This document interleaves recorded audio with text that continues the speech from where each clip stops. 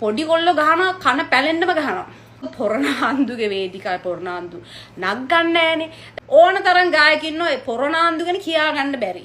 ඉතින් ඔය පොරණාන්දුගේ ගැන තමයි ඔය ටිකක් කිව්වේ මම. මම දැක්ක ජින්ජර් පෝස්ට් එකක් දාලා තියෙනවා ෆ්ලෑෂ්බැක් ඔෂාන් ෆර්නැන්ඩෝ ගැන. ඔහු මෙන්න මෙහෙම පුද්ගලෙක් කියලා. ඒක ඇත්ත සාතික ඇත්ත. hi.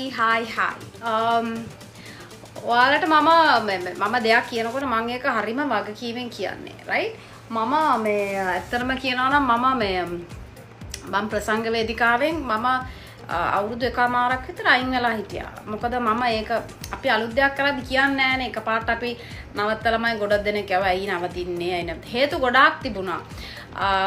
එක මූලික හේතුවක් මං හැටියට මං දැකපු එක දෙයක් තමයි මේ සීන් එක හරි කැත සීන් එකක්. හරිද මේ ප්‍රසංග වේදිකාව කියන හරි ලස්සන තැනක් කියලා ඔයාලා හිතුවට මේකේ කට්ට කාලා මේ කියන්නේ අපි ගම් වලට ගිහිල්ලා මං හිතන්නේ මං අවුරුදු 22ක දැන් මම මේ කියන කතාව මං අවුරුදු 22ක එක්ස්පීරියන්ස් එකක් මේ කියන්නේ. මම දෙයක් කියනකොට මං දන්නවා අපේ සීන් එකේ ගොඩ දෙනෙක් ඔය කලාකරු බෑන්ඩ් එහෙම පවා කතා කරන්න හරි බයයි මේ මං කියන මේ පුද්ගලයා ගැන. හරිද? දැන් මේ අංක 1 කියාගෙන මේ ඉන්නවනේ පොරණාන්දු ඉන්නවනේ පොරණාන්දු එයා හිතනවා එයා මේ මුළු සීන් එකම එයා මේ කන්ට්‍රෝල් කරගෙන ඉන්නවා කියලා. එයා යටතේ කියලා. එයා හිතනවා එයාත් මේ චූටි මේ රාජපක්ෂ කෙනෙක් කියලා. හරිද? රෙජීමයක් කියලා එයාත් හිතන්නේ. මේක මට දේශපාලන ගාව ගන්න ඕනෙත් නැහැ. ඇත්තම කියන මේ මිනිස්සු කියන කතානේ ඔය කිව්වා. ඉතින් මං කියන්නේ මේ එයා අර එළියට ඇවිල්ලා දෙන පොර ටෝක්ස් තියෙනවනේ පොර ටෝක්ස් එයාගේ ටික එයාගේ කටු කන ඒවා එයා කට්ට කාපු ඒවා එයාගේ දුකෙන් කියන ඒවා ඔක්කොම දුකයි. හරිද? අනිත් අයට එයා යටින් ඉඳලා දෙන ගේන් කවුරුත් දන්නේ නැහැ. හරි මට කියන්න මොකද මං ඉස්සරින් නම් මං කාටවත් බය නැහැනේ. මං කියන්න දෙන එක කෙලින්ම කියනවා. ඉතින් ඔය පොරණාන්දු හරි විශේෂ පුද්ගලයෙක් වුණා. මේ හැමෝට මෙයා කාලයක් යද්දි කියන්න පටන් ගත්තා මට අපේ නිවේදකයෝ මේ ෂෝ අරන් කියනවා. මේ පොරණාන්දු දැන් මෙන්න මෙහෙම කියනවා. පොරණාන්දුගේ බෑන්ඩ් එකේ ෂෝ එක දැන් එයාලා දන්නේ නැහනේ. කෙලින්ම ඒගොල්ලෝ ගොඩක් කලාවට අර ගායකයෝ බුක් කරන්නේ පස්සේනේ. ඉතින් මට කාලයක් යද්දි මට තේරෙනවා කට්ටිය කියනවා මේ නිවේදකයන්ට කියලා දෙනවා පොරණාන්දු කියන මේ එයාලව ගන්න එපා. එයාලා නැතුව අපි මෙයාලව දාමු. ඉතින් දැන් අර එකක් තියෙනවනේ මේ පරණ ගායකයෝ දැන් පොරණාන්දු හරි අලුත්නේ ඌ ටොයියා ගානට තමයි දැන් පොරණාන්දු හිතාගෙන ඉන්නේ. පොරණාන්දු යකෝ අපිටත් වඩා වයසයිනේ. පොරණාන්දු හිතාගෙන ඉන්නවා මේ එයා පොඩි ගොල්ලා තාම කියලා. යකෝ එහෙනම් මිනිස්සු ඔයාව පිළි අරන් දින්නේ. ඔයා මේ සම්මාන දීලා අම්මට පොරණාන්දුලට වඩා වැඩ නැද්ද කියන්නකො මේ සීන් එකේ. පොඩි ගොල්ලෝ ගහනවා කන පැලෙන්නම ගහනවා. හරිද? බලාගෙන ඉද්දි ගහනවා ලස්සන ගහිල්ලා. ඉතින් මං කියන්නේ අපේ කලාකාරව මාර බයයි. කතා කරන්නේ පොරණාන්දු ගැන. මොකද පොරණාන්දුගේ වේදිකාවේ පොරණාන්දු නග්ගන්නේ නැහනේ. මේ ළඟක ඉන්න මට මේ ෂෝ මම හිතන්නේ ආව කීපයක්. තවමත් ඔය බණේමයි ඔය හෙනේමයි. හරි දැන් මම කෙලිම මූණට කියන ඒගොල්ලන්ගේ මේ අහවලාගේ බෑන්ඩ් එකද එයාමව ගන්නෑ. මම ඔට්ටු දීලා කියනවා. හරි ඉතින් මේ පොරණාන්දුට මම කියන්නේ පොරණාන්දු ඔයාගේ බෑන්ඩ් එක නැහැ කියලා මම මැරෙන්නෙත් නෑ. මට ඔය ප්‍රසංග වේදිකාවේ ෂෝ වලට බලෙන් ඕනෙත් නෑ. දැන් ඔය කලාව කියන්නේ හරියට දේශපාලනය වගේනේ. ඔයාට පක්ෂපාතී අය ඉන්නවා. මට කැමති අය ඉන්නවා. මට අකමැති අය ඉන්නවා. ඔයාට අකමැති ගොඩ දෙනෙක් ඉන්නවා මට වඩා. මොකද ඔයා අංක 1නේ. අපි අංක 1 නෙමෙයිනේ. හරිද? ඉතින් ඔයා ඕන කෙනෙකුට කියන්න. අපිට බැක් කරන්නේ අපි ඕන්නේ මම මේ බලෙන් සීන් එකට ආපු කෙනෙකුත් නෙමෙයි බලෙන් සීන් එකේ ඉන්න ඕන කෙනෙකුත් නෙමෙයි. හරිද? ඉතින් මට ඕන එකක් කියපල්ලා. පොරණාන්දුට කැමති අය ඉන්නවනේ. මට බනි. ඉතින් මට මොකෝ කියපල්ලකෝ. නමුත් මම මේ කියන්නේ ඔය පොරණාන්දු ඔයා අපිට අකමැති. මොකද ගොඩ දෙනෙක් ඉන්නවා ගායකයෝ. උන්ගේ නම් කියපුවම පොරණාන්දු කියන නෑ මෙයාව දාන්න එපා. අරයට දාන්න. කනාවට සින්දු කියන එක්කෙනාව දාන්න. එතකොට මේ සුරතලෙන් සින්දු කියන සෙට් එක දාන්න. කමන්නේ දා ගන්න. අපිට මොකද ඔයා හැබැයි එක දෙයක් තියෙනවා. ඔයා ඔයාගේ වැඩේ කරගන්න. ඔයාට දාන්න ඕන කෙනෙක් ඔයාගේ මේක නග ගන්න. අපිට අවුලක් නැහැ. හැබැයි ඔයත් මතක තියාගන්න. ඔයාගෙත් මේ වෙලාව ටිකි ගා කැරගෙනවා.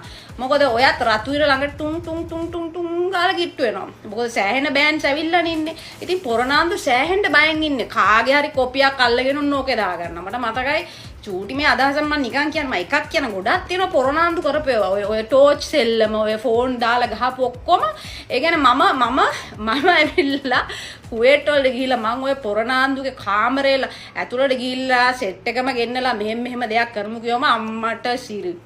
අර අහසට උඩින් ඉන්න මීඩියාවක් තියෙනවනේ. ඔය මීඩියා එකත් මාව ගෙන්නන්නේ මට අදාළත් නෑ. හරිද? ඉතින් ඕකේ ගිහිල්ලා අම්මට සිරි මම හිටියා ඔය ෂෝ එකේ කාලේ. ඉතින් ගිහිල්ලා මං ඉද්දි අම්මට සිරි පොරනාන්දු කරනවා කියන්නකෝ එයාගේ සෙෂන් එකේ. මොකද කලාකරුවන්ට ඉස්සලා නගන්නේ මේ සංගීත කණ්ඩායමනේ. ඉතින් මෙන්න ගිහිල්ලා දානවා. යකෝ එතකොට මම ජින්ජර් ස්ටයිලා කියලා ඕක කියලා හැමතිස්සෙම කරා මෙන්න කාලයක් යද්දි මෙන්න අර ස්ටයිල් කියලා එනවා. හරිද? ඔය ඔක්කොම කොපි කරලා යකෝ පොරනාන්දු කොපියම තමයි. හරිද? ඉතින් පොරනාන්දුට මම බයත් නෑ මට වැඩකුත් නෑ. පොරනාන්දුගේ බෑන්ඩ් එකට නැග්ගේ නෑ කියලා මට ෂෝ නැද්ද යකෝ. මං කියන්නේ ඕන තරම් හොඳ බෑන්ඩ් ඉන්නවා මේ ලංකාවේ. හරිද? පොරනාන්දුරත් කියන්නේ ඔයාට හැමදාම ඔයාව හිතාගෙන ඉන්න ඔය මන්නේකින් ළඟදී කැපෙනවා. ඉතින් ඒක නිසා ඔය ෂෝ ඔය ගන්න ඔක්කොම කොට යනවාද කියපල්ලකො. අනිත් බෑන්ඩ් වලට මේ ළඟදී ආපු බෑන්ඩ් වල සෙනඟ වැටිල්ල හැටියට පොරනාන්දු මාර විදිහට බය වෙලා ඉන්නේ. ඉතින් මං කියන්නේ යකෝ නැවතත් මං කියන්නේ කලාකරුවන්ට ආදරය අය අකමැති අය බෑන්ඩ් වලට කැමති අය අකමැති අය ඉන්නවා. මට කමෙන්ට් වලින් දාලා බැරපල්ලා. මට මොකෝ හැබැයි මං පොරනාන්දුර කියන්නේ අපිව අතරපල්ලා. ඔයා අකමැති කලාකරුවන්ට ඔයානේ කියන්නේ මේ සංවිධායකයට කියනවා. මෙයාව ගන්න එපා. එයාව ගන්න එපා. අරයව ගන්න එපා. ඔක්කොම දැන් කල් ඉක්ුත් වෙලා තියෙන්නේ. ඉතින් අර එයාත් මේ රැඳිලා ඉන්න බලන්න මේ අලුතෙන් එන සෙට් එක. ඔය දාගෙන ඔය සෙට් එකම එයාත් දාගෙන එයාත් වැජෙන්න ෆුල් ට්‍රයි එකක් දෙනවා. ඉතින් පොරනාන්දුට මං එකක් කියන්නම්. ඔයා කරගෙන යන්න ඔයා කරන දේ. හැබැයි මේ සංවිධායකට අපිට මෙයා බුක් කරගන්න එපා. අරයා බුක් කරන්න බෑ. මගේ සංවිධායකයන්ටත් ඔය පොරනාන්දුගේ බෑන්ඩ් වැඩ මට නම් දෙන්න එපා. මම එන්නෙත් නෑ මට ඕනෙත් නෑ. ඉතින් I love you මොකද ඕන තරම් මරු පට්ට බෑන්ඩ් මේ ලංකාවේ ඉන්නවා. අපේ ගායකයෝ තාමත් හොඳට යකෝ සින්දු කියනවා තිතට. දොඹේට කියනවා සින්දු. හරි ඒක නිසා අලුත් කට්ටිය එන්න ඕනේ. අපිට මං කියන්නේ අලුත් කට්ටිය එන්න ඕනේ. යකෝ පරණුම වලලා දාන්නද කියන්නේ. ඕන තරම් මං ගැනනේ මං කියන්නේ. අලුත් ගායකයෝ ඉන්නවා. උන්ට යකෝ වල කප පොරනාන්දු ඇවිල්ලා මීඩියා වල හරිය නිකන් එයා දුකෙන් එයා හොඳයි එයා තමයි ධර්මයේ වෙසෙන්නා කියලා පෙන්නනවා. ඔක්කොම යකෝ ඕන තරම් ගායකින් ඔය පොරනාන්දු ගැන කියා ගන්න බැරි. ඉතින් ඔය පොරනාන්දුගේ ගැන තමයි ඔය ටිකක් කිව්වේ මම. love you ginger style. ආයිබෝවන්. ඉතින් ඔන්න මේ ප්‍රකාශය කරන්නේ සෑහෙන කාලයක් ඉවසන් ඉඳලා බැරිම තැන. ඒ කියන්නේ අවශ්‍ය නැහැ. නමුත් මොකද මම එහෙම කවදාවත් එහෙම දේවල් කතා කරන්නේ නැහැ. මේ ෆීල්ඩ් එකේ හැටි මිනිස්සුන්ගේ කැපිලි කෙටිලි අපිට වෙනස් කරන්න බෑ. නමුත් මම දැක්ක ජින්ජර් පෝස්ට් එකක් දාලා තියෙනවා ෆ්ලෑෂ්බැක් ඔෂාන් ෆර්නෑන්ඩෝ ගැන. ඔහු මෙන්න මෙහෙම පුද්ගලෙක් කියලා. ඒක ඇත්ත සාතික ඇත්ත. ඔක අද ඊයේ නෙමෙයි මට කරන්නේ. මම දැනුවත්ව මට කීප දෙනෙක් කියලා තියෙනවා මාව යෝජනා කරපුවාම හවල් පුද්ගලයා ඒකට කැමති නැහැ කියලා. ඒක රිජෙක්ට් වෙන කෙනෙක් කට්ටිය දාලා දාගන්නවලු. කමක් නැහැ. ඒක දාගත්තට යාලා සංවිධානය කරන ෂෝ එකක ෆ්ලෑෂ්බැක් සංවිධානය කරන ෂෝ එකක ඒකට එන්න කැමති ආටිස්ලා දාගන්න පුළුවන්. ඒක ප්‍රශ්නයක් නෙමෙයි. මොකද ඒක යාලගේ choice එක. හැබැයි මේ වෙන සංවිධායකයෝ සංවිධානය කරන දේවල් වලට මේ මිනිස්සු ආසෙන්දා අපි යෝජනා කරනවා නම් ඇයි මේ මිනිස්සු එතකොට ඒකට අකමැති?